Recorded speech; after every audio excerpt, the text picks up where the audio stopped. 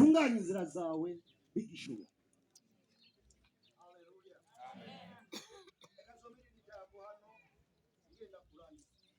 hari impembo y'ikuzimu yakoze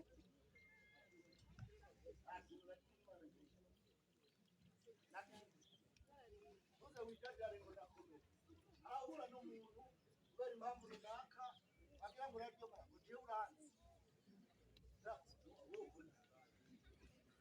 suko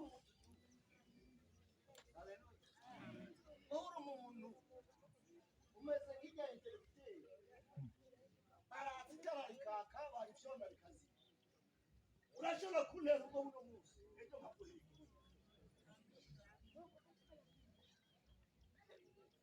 ndugu makere shalom uko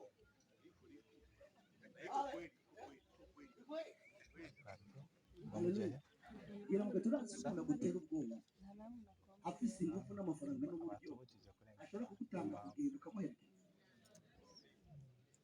Wirata rero niyirata ingomezi kuko nawe ukubiyana. Wirata niyirata ubwenge nta munyabwenge ari. Wirata niyirata ubutunzi nta butunzi buhari. Wirata niyirate ko yamenye Imana. Wirata niyirate ko yihanye. Ijambo niravuga urupfu ruze rumurekure amagenda agamije. yashuri Yohana no tudasome 20:12-13 yashuri Yohana 20:12-13 ubundi jewe barasoma abasomyi banjye sinziyo baroje. Haleluya. Ndasome haravuga ngo 12 haravuga ngo Kandi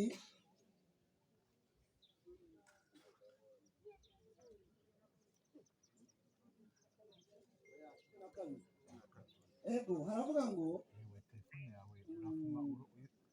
mbona abapfuye abahambaye n'aboroshe bahagaze imbere y'iyo ntebe, ibitabo birazingururwa kandi igitabo kirazingururwa, nicyo gitabo cy'ubugingo. Ibitabo birazingururwa n'ikindi gitabo kirazingururwa, aricyo gitabo cy'ubugingo.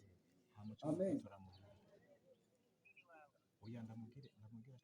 Ego abapfuye bacirwa urubanza z'ibyanditswe muri ibyo bitabo zikwiranye n'ibyo bakoze. Haleluya. Nta convocation ufise mugabo uri convoqué quelque part. Naho ata convocation ufise uri convoqué quelque part. Ange musi utazi hano haje rero gupfa no guhaha.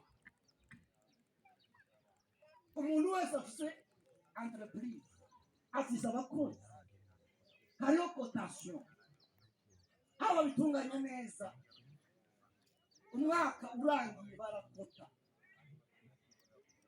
me uburyo bubaye bwiza barashobora kubana n'akandi gasalere akubita 13e mois yo kwankuraja abakozi bakoze neza, aho guhembera ukwezi kumwe bakajya guhembera ukwezi kugira 13 kwa 14.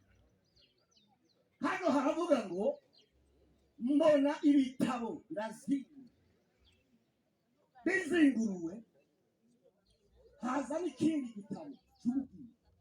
Uvuga ngo hari igitabo cy'urubanza, hariho n'igitabo cy'ibikorwa ibyo wakoze.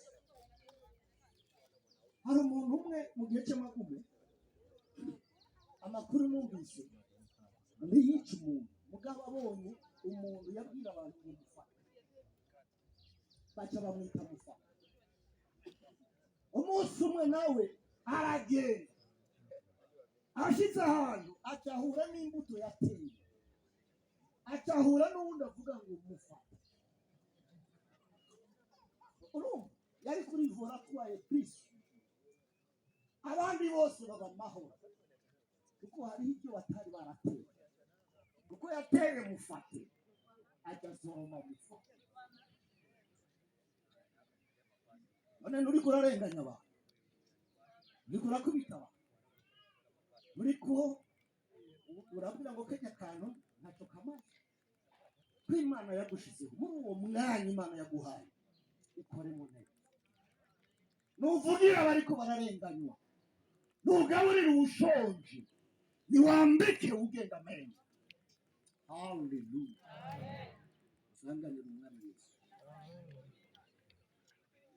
igitabo cy'ubugingo ku bakoreye ubugingo n'igitabo cy'ibyakozwe igikorwa musi kajya kanya kose wakoze ikintu cyaranditswe kajya akantu kose wakoze karanditswe nicyo gituma ngo ijuru arikora nanjye birahora ukibaza ngo mwanya nawe ariko umunsi umwe zobizana igitabo cy'igikorwa cy'iki n'igitabo cy'ubugingo cy'iki haleluya umurongo wa 13 ndangiza havuga ngo nta muntu n'umwe zo kweshata person nta n'umwe azoti urupfu ruzokugaruka rusha oya yewe warapfuye ko hari hatutse mugabe ibyo wakoze wapi ari umucamanza wawe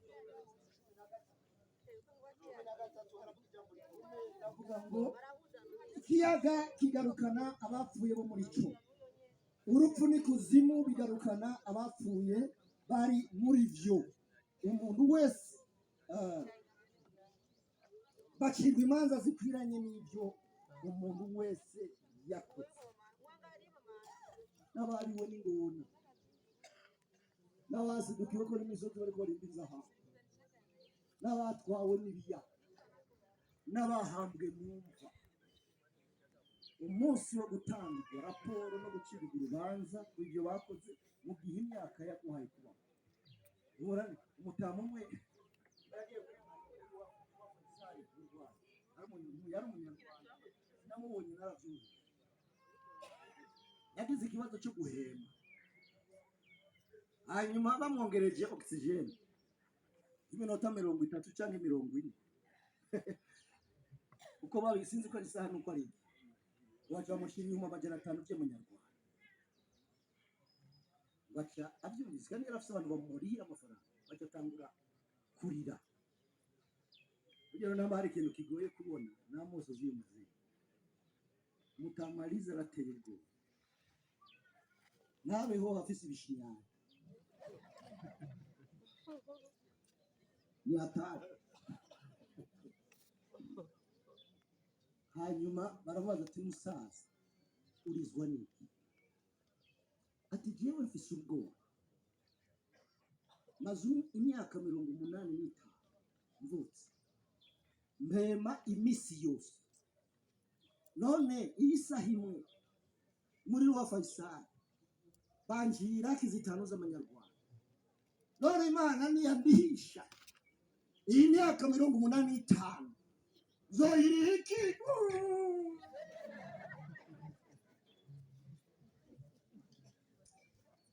bene data mukunzi utarabye uhagaze n'idini ryawe zigomba kuridondagura kuko nagomba ndababwira ngo nta dini amadini yose bayakirira mu cyangwa bakayapfiramo sauf litizera Yesu n'umwami wacu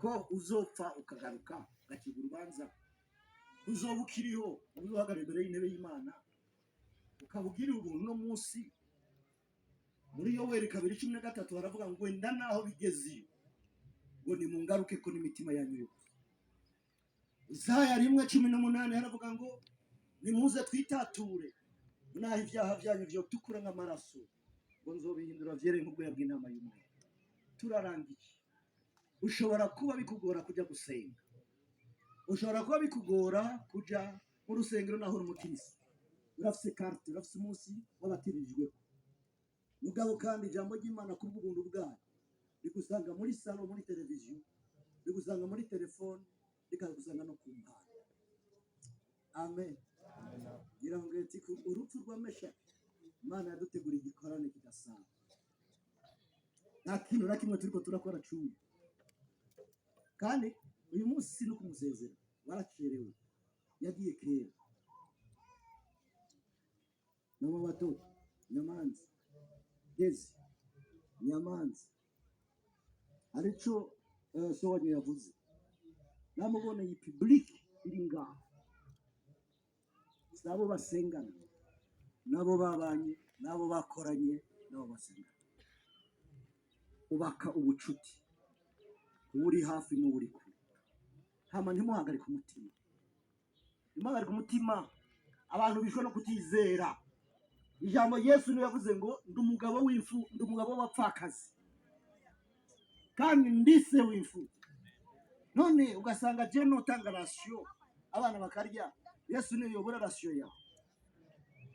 Yesu ashimwe. Kandi twese ntitubayeho kubw'ubuhinga, tubayeho kubw'ubuntu bw'Imana.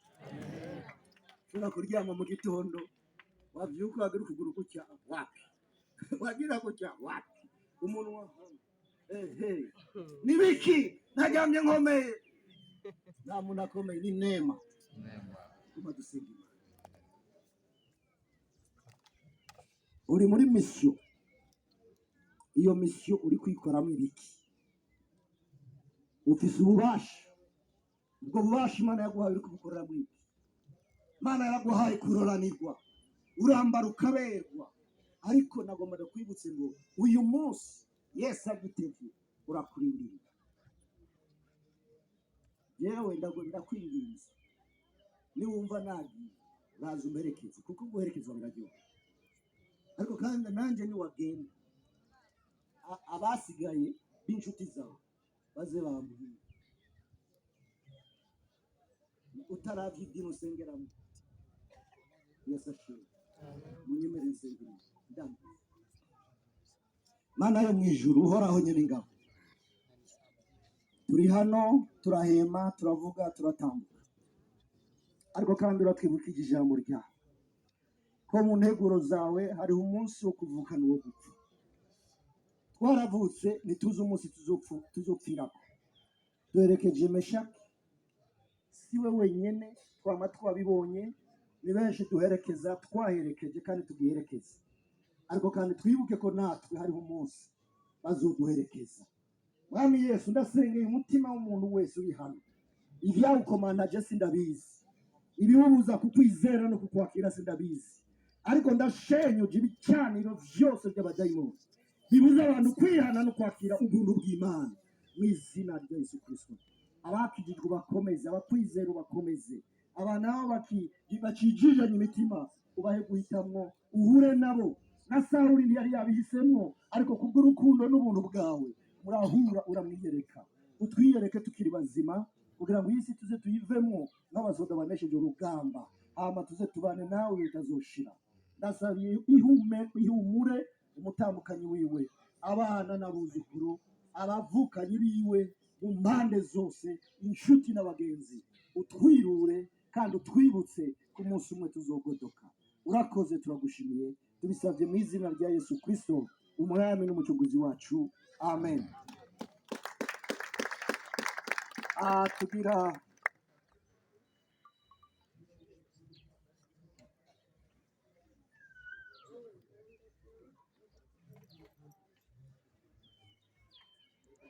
haleluya. Mbere yuko tumushiramo, ari abantu ubundi hano kumva nta mizimirire, mugabo abantu nibo bahindura ibintu kuri misi.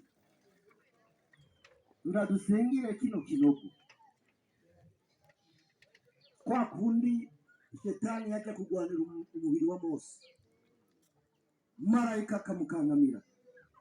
Uyu mubiri wa Meshaki nawe nyene uzigamirwe mu buntu bw'Imana. Ahanye abamenyera ibyo bahamurira ku bapfuye baze bamurondere bamubure. Data, mu izina rya Yesu, mubasha bw'iryo zina, bw'ijambo ryawe rambwira ngo cyaguhishuye ku isi, ngo ni ugusangangura ububasha bwose n'ibikorwa bya Satani n'abadayimoni.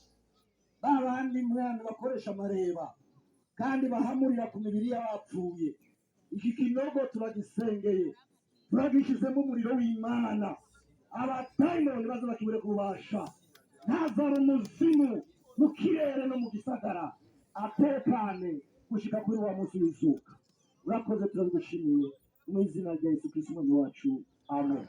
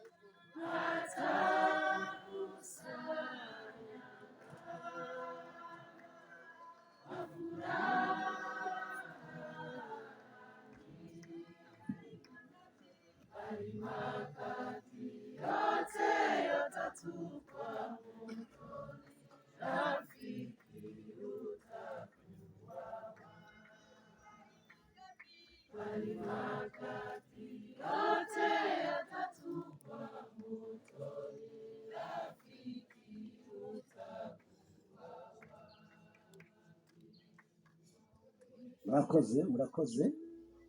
Tugomba dusomera ijambo rivuga ibyizigiro by'abizera. Umukozi w'Imana Pawulo yarateye intege abantu b'Imana bariko barabura kuko natwe turiko turabura. Aravuga ngo ndababwira akabanga, ntituzosinzira twese, ariko twese tuzohindurwa mu kanya gato, mu kanya nk'ako gukubita ingohe, aho inzamba y'iherezo izovugira, kuko inzamba izovuga, abapfuye bakazurwa harimo na Meshaki batagishobora kubora. Natwe tuzohindurwa, kuko uyu mubiri ubora ukwiye kuzokwambara ugutabora, kandi uyu mubiri upfa ukwiye kuzokwambara umubiri udapfa. Aho n'igihe Yesu azoba yagarutse, ariko ubora niwamara kwambara ukutabora, ubupfa ukambara ubudapfa, niyo wazoshika rya jambo ryanditswe ngo urupfu rumezwe n'intsinzi. Warupfu we, intsinzi yawe iri hehe? Waruboyi we, urupfu rwawe ruri hehe? Ibyaha nibyo ruboyi rw'urupfu, kandi ubushobozi bw'ibyaha ntibyagezwe, ariko Imana ishimwe iduha gutsinda kubw'umwami wacu Yesu Kristo. Amen. Ari umunsi umubiri upfa uzosezererwa. Bakoze kubera ko ijambo ry'Imana rivuga ngo umubiri wavuye mu ivu usubira mu ivu, nicyo gituma tuvuga gutya ngo Meshaki, umubiri wawe wavuye mu ivu usubiye mu ivu, ariko impwemu yawe yavuye ku Mana isubiye ku Mana. Haleluya. Rekaze abafise badutije neza ko badutanze.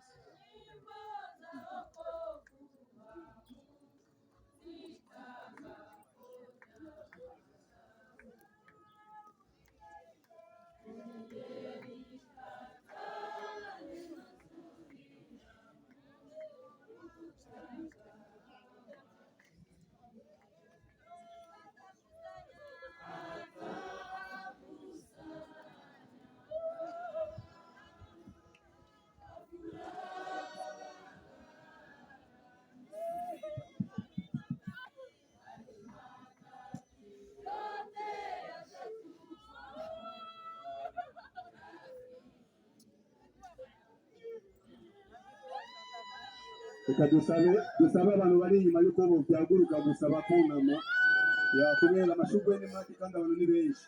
Reka dusabe abari inyuma y'uko byaguruka gusa, hazaba b'imbere gusa nk'umuryango. Yes.